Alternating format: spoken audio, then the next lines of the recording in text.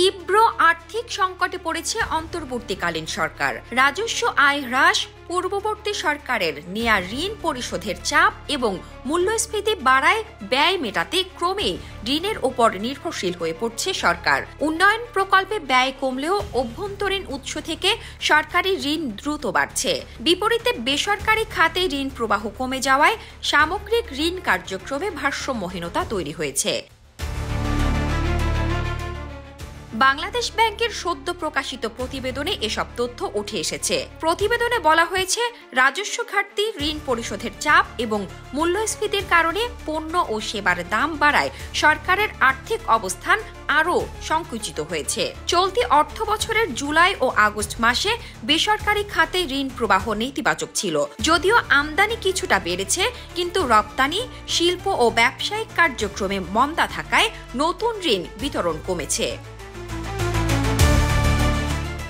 প্রতিবেদনটি জানায়, পূর্ববর্তী আওয়ামী লীগ সরকারের সময় স্বল্প ও দীর্ঘমেয়াদী দেশি বিদেশি উৎস থেকে বিপুল পরিমাণ ঋণ নেওয়া হয়েছিল।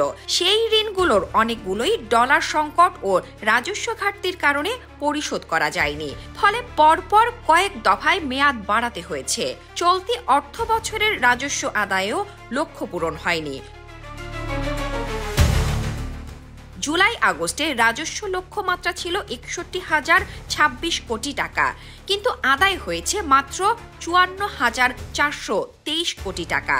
ঘাটতি প্রায় ৬,৫৭৭ কোটি টাকা, অর্থাৎ লক্ষ্যমাত্রার তুলনায় প্রায় ১১% কম। যদিও গত বছরের একই সময়ের তুলনায় রাজস্ব আয় ২১% বৃদ্ধি পেয়েছে, তবুও তা ব্যয়ের তুলনায় অনেক কম। সরকারের আয় না বাড়লেও ব্যয় বেড়েছে সব খাতে। এতে বড় আকারের বাজেট ঘাটতি তৈরি হয়েছে, যা পূরণে সরকারকে নতুন করে ঋণ নিতে হচ্ছে। কিন্তু ব্যাংক খাতে তারল্য সংকট, উচ্চ মূল্যস্ফীতি এবং অর্থনৈতিক মন্দার কারণে অভ্যন্তরীণ উৎস থেকেও প্রত্যাশিত ঋণ যোগান পাওয়া যাচ্ছে না। প্রতিবেদনে আরও বলা হয়েছে, ব্যাংক খাতে আমানত ও বৈদেশিক সম্পদ কিছুটা বাড়ায় অভ্যন্তরীণ সম্পদও বৃদ্ধি পেয়েছে। এতে টাকার সামগ্রিক প্রবাহ বেড়েছে ৩.৩%। রাজস্ব ঘাটতি, ঋণ পরিশোধের চাপ ও মূল্যস্ফীতি, এই ৩ কারণেই অন্তর্বর্তী সরকারের আর্থিক সংকট তীব্র হচ্ছে।